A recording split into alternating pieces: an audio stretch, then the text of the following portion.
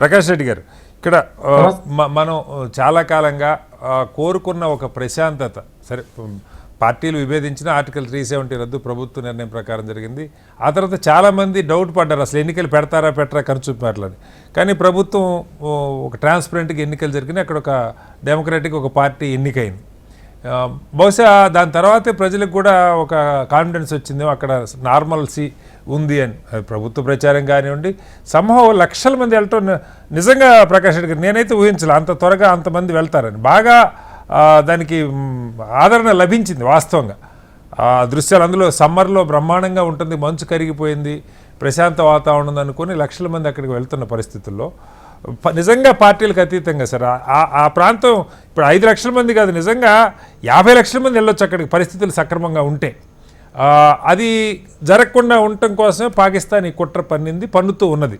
ఈ మార్గం కూడా మన అమర్నాథ్కి వెళ్ళే ఈ దారి 45 కిలోమీటర్లు పహల్గాం గుండా వెళ్తుందని చెప్పి జూలైలో అమర్నాథ్ యాత్ర ప్రారంభమవుతుంది. దాన్ని కూడా దృష్టిలో పెట్టుకొని ఈ దెబ్బ కొట్టారు. సరే, ఎలాగూ రాజకీయం, అమెరికా వైస్ ప్రెసిడెంట్ ఎక్కడ ఉన్నారు, భారత ప్రధాని సౌదీలో ఉన్నారు, ఒక ఇంటర్నేషనల్ ఇష్యూగా దీన్ని మార్చడం కోసం వాళ్ళ ప్రయత్నాల్లో 100% వాళ్ళ ప్లాన్ ఎగ్జిక్యూట్ అయింది. అయితే మనం ఎక్కడ లోపం జరిగింది, మన చర్చ మన వెహికల్స్ వెళ్ళలేని ప్రాంతంలో 6.5 కిలోమీటర్ల దూరంలో ఇంతమంది పోగైన దగ్గర కనీసం సెక్యూరిటీ లేదు, వాళ్ళని ఆదుకోవటానికి కూడా కాస్త టైం పట్టింది. ఈ కారణంగానే దాదాపు 1.5-2 గంటల పాటు ఆపరేషన్ జరిగిన సమాచారం లేకుండా అయిపోయింది. కాల్పులు జరిగిన తర్వాత మాత్రమే మన పోలీసులకి మన ఆర్మీకి సమాచారం వచ్చిందన్నది. దీన్ని ఎలా అర్థం చేసుకోవాలి ప్రకాష్ రెడ్డి గారు? ముందు మిత్రులందరికీ నమస్కారం సార్. మొదటి విషయం మీకు కూడా. రెండో విషయం ఏంటంటే, ఈ రోజు జరిగినటువంటి సంఘటన, దురదృష్టకరమైన సంఘటనలు, చనిపోయిన వాళ్ళందరికీ కూడా 3 రోజుల పాటు సంతాప దినాలుగా భారత ప్రభుత్వం ప్రకటించింది, అవనతం చేసి జాతీయ పతాకాలను. దాన్ని, ఈ సంఘటనను ఆ కోణంలో చూడాలనేది ఒక పాయింట్. పెద్దలు చాలా మంది మాట్లాడారు, తిట్టను పోన గాడి కూడా కానీ తిట్టారు. కరెక్ట్ చెప్పారు. ఈ పదాన్ని ఉపయోగిస్తారు, బాధ్యతను ఉపయోగిస్తున్నారు సార్. ప్రభుత్వ వైఫల్యం తప్ప ఇంకొక ముగ్గురు మాట్లాడలేదు సార్. అంటే లక్ష్మణ గారు అనలేదు, కానీ పుల్లారావు గారు అన్నారు, మరి రామకృష్ణ గారు కూడా అన్నారు. నేనేమంటే, ఈ రోజు ప్రభుత్వ వైఫల్యాన్ని మాట్లాడుతున్నాము అని అంటేనే మనం రాజకీయంగా ఎంత ఆలోచిస్తున్నామో అర్థమవుతుంది సార్. ప్రభుత్వ వైఫల్యం ఉందా లేదా నిర్ధారించాల్సింది సంస్థలు, మిగతా వ్యవహారాలు, మిగతా విషయాలు అన్ని బయటకు వచ్చినాక నిజాలు మనకు పత్రిక ద్వారా కావచ్చు, అక్కడ మీడియా ద్వారా కావచ్చు బయటికి రావాలి. రానంత వరకు 24 గంటలు గడవక ముందే ప్రభుత్వ వైఫల్యం అనేటువంటి పదం ఉపయోగిస్తున్నాం అంటేనే మన సెక్యులర్, మన నెత్తికి కింద అర్థమైపోతుంది సార్. ఇప్పుడు దురదృష్టకరమైన, ఇప్పుడు పెద్దలందరూ మాట్లాడారు, ఒకటే విషయం మీరు కూడా మాట్లాడారు సార్. ఆ ఒక్క వ్యక్తి చాలా పవర్ఫుల్ పర్సన్, ముస్లింలు ఆ ఒక్క వ్యక్తిలో బట్టి ముస్లింలో మాట్లాడొద్దని నేను డైరెక్ట్ గా ఆరోపణ చేస్తున్నాను సార్. నేను కమ్యూనల్ అంటే అనండి కాక, బట్ ఈ దేశంలో, ప్రపంచంలో తీవ్రవాదాన్ని ఎక్కువగా చేస్తున్నది, తీవ్రవాదానికి పాల్పడుతున్నది అందరూ ముస్లింలే. ముస్లింలందరూ సారీ ప్రకాష్ రెడ్డి గారు దయచేసి ఇవాళ ఆ కోణంలో కాకుండా, అంటే మనం ఇప్పుడు ఆ కొరలు ఆలోచించకుండా నువ్వు హిందువా అయితే చంపేస్తున్నాను అన్న, అరే వాడు తీవ్రవాది సార్, వాడు టెర్రరిస్ట్ సార్. మీరే 100 సార్లు చెప్పారు టెర్రరిస్ట్ కి మతం లేదని. నేను మతం ఆపాదిస్తున్నాను, నా భాషలో మతం ఆపాదిస్తున్నాను, అందుకోసమే చెప్తున్నాను. మతం ఆపాదిస్తున్నాను, మీరు ప్రజలకు చూసే వాళ్ళకి నేను ఆపాదిస్తున్నాను. మీకు ఇష్టం లేదు, మీరు మతం కాదు, మతం ఆపాదిస్తే గాడ్సే హిందూ కాబట్టి గాంధీని చంపాడంటావా సార్? కాదు ప్రకాష్ రెడ్డి గారు I strongly differ with you. Godse గాంధీని చంపాడు, గాడ్సే హిందూ అంటావా? శ్రీనివాస్ గారు, యూ మే డిఫర్, బట్ నేనంటుందంటే మీరు విభజించవచ్చు కాక నా అభిప్రాయం. కానీ ఈ రోజు జరిగినటువంటి సంఘటనలను సెక్యులరిజం పేరుతో ఒక వ్యక్తి కాపాడడానికి ప్రయత్నం చేసిండు కాబట్టి ఇది ముస్లిం హిందూ సమస్య అంటే కనీసం దాన్ని అంగీకరించే పరిస్థితిలో కూడా మనం లేమా ప్రకాష్ రెడ్డి గారు? ఒక హార్స్ రైడరే కాదండి, అక్కడ డోలీల్లో కూడా ఈ వాళ్ళు బుల్లెట్ గాయాలైన వాళ్ళు తీసుకెళ్లిన వాళ్ళు కూడా ముస్లింలే. ఆ పాయింట్ చర్చ వచ్చింది కాబట్టి చెప్తున్నాను. నా అభిప్రాయం మొత్తం చెప్పండి. ఈ రోజు ఒక పెద్ద కాంగ్రెస్ కుటుంబ సభ్యుడు టీవీ ముందుకు వచ్చి, దేశంలో హిందుత్వవాదం పెరుగుతుంది కాబట్టి మైనారిటీలు, ముస్లింల, క్రిస్టియన్ల యొక్క అభద్రతా భావంతో ఇటువంటి సంఘటనలు జరుగుతున్నాయని ఈ రోజు టీవీ ముందు బహిరంగంగా ప్రకటన చేశాడు. దీన్ని మనం ఒప్పుకుందామా? ఎవరు ఒప్పుకోవట్లేదు సార్, 100% ఒప్పుకోవద్దు సార్. ఎందుకు ఖండించాం ఆ వ్యక్తి మాట్లాడినటువంటి మాటల్ని? మనం ఆ వ్యక్తిని కనుక ఈడీ ఇంటర్వ్యూ చేస్తే, ఈడీ ఇంటర్వ్యూ చేస్తే మనం రోడ్డు చేస్తాము. ప్రకాష్ రెడ్డి గారు ఎవరు మాట్లాడింది?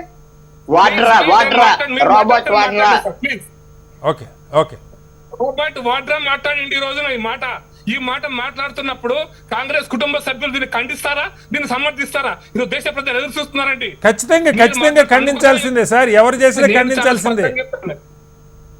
ప్లీజ్ నా మాట మొత్తం కానీ ఇక్కడ మీరు ఎప్పుడు మీరు 20 నిమిషాలు కూర్చున్నాను కదా, మాట్లాడుతున్నప్పుడు ఒక్క నిమిషం కూడా మాట్లాడాలి కదా.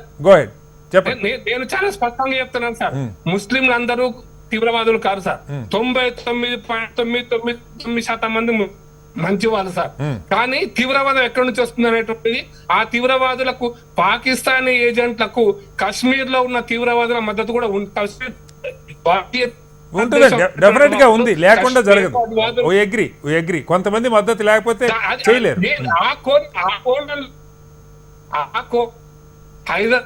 హైదరాబాద్ లో కూడా ఇటువంటి సంఘటనలు జరుగుతున్నప్పుడు లేదు హైదరాబాద్ లో ఎవరు జరగతలేరు అంటే నేను దాన్ని అందుకోసం అంటున్నా సార్. మతవాదాన్ని నేను ఇస్లాం లో చెప్పలేదు, ఇస్లాం లేదు అంటే నేను 1400 ఇస్లాం చరిత్రలో యుద్ధాలు తప్పిస్తే ఇంకెక్కడ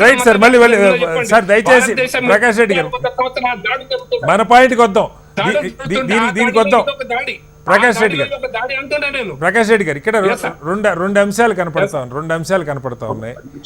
నేను మిమ్మల్ని అడిగింది కూడా మొట్టమొదటి కూడా ఇది భద్రతా వైఫల్యం అని కూడా నేను అంటలా. మనకి పత్రికల్లో రకరకాల ఇప్పుడు భద్రతా వైఫల్యం ఇంటెలిజెన్స్ నివేదిక వచ్చినా అక్కడ సరిగ్గా చర్యలు తీసుకోలేదు, ఫారూక్ అబ్దుల్లా ఫెయిల్యూర్ అని పత్రికల్లో వార్తలు వస్తూ ఉన్నాయి. నేను అంటుంది ఎవరు ఫెయిల్యూర్ అన్నది నేను మాట్లాడలా. ఎగ్జాక్ట్లీ ఇప్పుడు ఇవన్నీ కాదు సార్. ఎప్పుడెప్పుడు మీటింగ్ ప్రభుత్వం లీక్ ఇచ్చిందా, ఏ సమయంలో విదేశీ వ్యవహారాల కార్యదర్శి హెచ్చరించారు, ఏ సమయంలో ఇంటెలిజెన్స్ నివేదిక వచ్చింది, ఇవన్నీ కూడా డేట్లతో సహా బయటకు వస్తున్నాయి సార్. మామూలుగా మనకెవరికి తెలియదు ఆ డేట్లు. పత్రికల్లో ప్రధాన పత్రికల్లో వస్తున్న వార్తలు బట్టి నేను అడుగుతా ఉన్నా, ఇది ఇంటెలిజెన్స్ ఫెయిల్యూరా కాదా, భద్రతా ఫెయిల్యూరా కాదని కూడా అంటలేదు సార్. కానీ పాయింట్ ఏంటంటే మన కామన్ సెన్స్తో ఆలోచిస్తున్న దగ్గర 6.5 కిలోమీటర్లు నడవటానికి తప్ప, హార్స్ రైడింగ్ తప్ప వెహికల్స్ వెళ్ళలేని ప్రాంతంలో ఇంతమంది గుమికూడుతున్నప్పుడు ఎవరైనా కామన్ మ్యాన్కి ఏమనిపిస్తుంటే ఒక కొంత సెన్సిటివ్ ఏరియాలో సెక్యూరిటీ ఎందుకు లేదన్న ప్రశ్నే, అంతకంటే ఏం లేదు. ప్రకాష్ రెడ్డి గారు, వీఆర్ ఆల్ విత్ యూ. విషయాలు క్లియర్ చేసినట్టు మీరు ఎవరైనా మాట్లాడచ్చు సార్. 2 విషయాలు అని ఈ సంవత్సరము అంటే 2023-24 సంవత్సరంలో సుమారుగా ప్రపంచం నుంచి భారతదేశం నుంచి కావచ్చు 2.4 కోట్ల మంది జమ్మూ అండ్ కాశ్మీర్ విజిట్ చేశారు సార్. 2022-23లో 2.2 లక్షల 2.2 కోట్లు పోతే ఈ సంవత్సరం 2.48 కోట్ల మంది పోయారు సార్. టూరిజం పెరుగుతుంది సార్, బాగా పెరుగుతున్న దాని వల్ల కాశ్మీర్ యొక్క ఆర్థిక కూడా మెరుగుపడుతుంది. కాశ్మీర్ యొక్క ఆర్థిక పరిస్థితి కూడా మెరుగుపడుతుంది. కాశ్మీర్ యూనివర్సిటీ ఈ రోజు మంచి స్టాఫ్ రిక్రూట్ అయింది. చాలా సంవత్సరాల తర్వాత కాశ్మీర్ లో విద్యా విధానం చాలా అద్భుతమైనటువంటి విద్యారంగం కోసం ప్రయత్నాలు జరుగుతున్నాయి. హైవేస్ కోసం మీరు ఇలా పాల్గాం అక్కడ చూడండి, అక్కడ ఇన్ఫ్రాస్ట్రక్చర్ డెవలప్మెంట్ కోసం కూడా మీరు ఇలా టీవీలలో నేషనల్ టీవీస్ చాలా మంది చూపించారు. రోడ్ ఎట్లా వేస్తున్నారు, ఆ గేట్ దగ్గర ఎట్లా వేస్తున్నారు, అవన్నీ కూడా రాబోయే రోజుల్లో మౌలిక వసతుల కల్పన కోసం భారత ప్రభుత్వం చాలా అత్యధికమైనటువంటి ప్రయారిటీతో ఖర్చు పెడుతూ దాన్ని ముందుకు పోతుంది సార్. ఈ సందర్భంగా పాకిస్తానీ తీవ్రవాదులు జరిగినటువంటి చేసినటువంటి సంఘటనే కావచ్చు కాక పాకిస్తాన్ లో దాని వల్ల మీరు అన్నట్టు అక్కడ సైన్యాధ్యక్షుడు ఇంకొకరు మతవాదంతో, నేను అదే అంటున్నా, మతవాదం దేశాలకు ఉంటాయని మాట్లాడుతున్నావు. మన విషయాలైతే మేము ఉటంకిస్తున్నాము మా సైద్ధాంతికంగా అదే విషయాలను వాడు ఉటంకించాడు. వాడు అనే పదవి ఉపయోగిస్తున్నాడు, వాడు ఉటంకించాడు. కాబట్టి జరుగుతున్న పరిణామాలకు చారిత్రక నేపథ్యంలో ఎవరు బాధ్యులు ఎవరు కాదనేది మనం ఒక అంశం ఆలోచించాలి. రెండో అంశం నేనేమంటానంటే సార్, వైఫల్యం ఉందా లేదా, వైఫల్యం ఉంటే నేను మా ఫ్రెండ్స్ చాలా మంది పాల్గాంకు ఒక 2 నెలల కింద పోయారు. అంతేందుకు మీ జర్నలిస్ట్ రిపోర్టర్స్ కూడా ఈరోజు నాకు చాలా మంది కలిసారు. చాలా మంది రిపోర్టర్స్ 2-3 రిపోర్టర్ అక్కడ పోయి వచ్చిన వాళ్ళు అన్న ఇడికి పోయి వచ్చిన పాల్గాం పోయి వచ్చిన మా సీనియర్ రిపోర్టర్స్ ఏమి జరగని జరగనప్పుడు బాగానే ఉంటది ప్రకాష్ రెడ్డి గారు, ఏదైనా జరిగినప్పుడే కదా ఈ చర్చ వస్తుంది, మీరు కూడా అర్థం చేసుకోవాలి.